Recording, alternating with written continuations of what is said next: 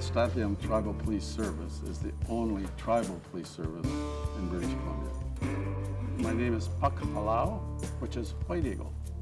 I'm Mike Leach, 34 years chief for the Stl'atl'imx community, part of the Stl'Alt'Imx Nation. The tribal police started as a security program for our community, Stl'atl'imx, and its purpose was to keep the peace and security for our people, because with the RCMP we were not getting the service. So we decided to hire 2 people, purchase a vehicle, and had them trained at the Justice Institute of British Columbia.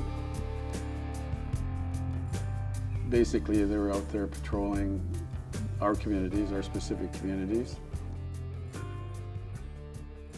Jim Maloney and Mike Leach had started this thing. I had no idea. I didn't have a clue this thing was going on. My name is Oliver Williams. A long time ago I was the Chief of Police for the Stl'Alt'Imx Tribal Police. I'd retired from the RCMP, and I was basically walking down the street here one day, and Mike Leach and Ricky Alec, who were on the police board at the time, pulled in and said, "Hey, we want to talk to you." And they, at that time, this thing that they had going, after I got talking to them, I realized they needed someone with my background and my experience. Of '91 is when I was hired, and I took on the duties as the chief, and it just kind of snowballed from there.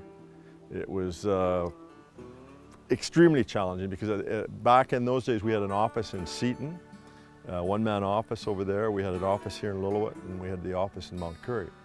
And basically they were all recruits. They had went through the Tribal Justice Institute in Mission. There was no experience there whatsoever. So when I took it on, not only did I have to do the administrative duties, which were full-time as it was, but I basically had to train. And it also was challenging to convince our people that this was the way to go, and that we could improve the police service for our communities. And so a huge trust issue was there. Some of the crap that was going on was absolutely mind-boggling. I mean, there was so much resistance to this thing. You think at that time that the provincial government wanted the program to fail and probably expected it to fail. And so they really weren't willing to come up with any extra money to do these sorts of things. And once they were made to realize that, hey, this is a professional organization, it's not some rinky-dink thing that's going to be out of control, then it, a lot of the resistance started to subside. It took a whole year of that to get that resistance down, and basically it just disappeared in the end when they realized that, hey, they're here for real. They're trained well. Everything's they're policemen. Plus, on top of that, I think it was very important that we developed the Stl'Alt'Imx Tribal Police Service from a very deep spiritual perspective as well, using our spirituality, meaning doing a ceremony with a medicine man to endorse and protect the constables while they're doing their work. And the elders, of course, knew about this. The safety net is not your firearm, your enforcement attitude. Those are the things that will get you into trouble. That's more of a physical approach. A spiritual approach is always really, really important for a constable when they're dealing with people, to bring them into ceremony, to maybe invite them to a powwow or to some traditional gathering. Just inviting them there, not just to sit them down across the desk.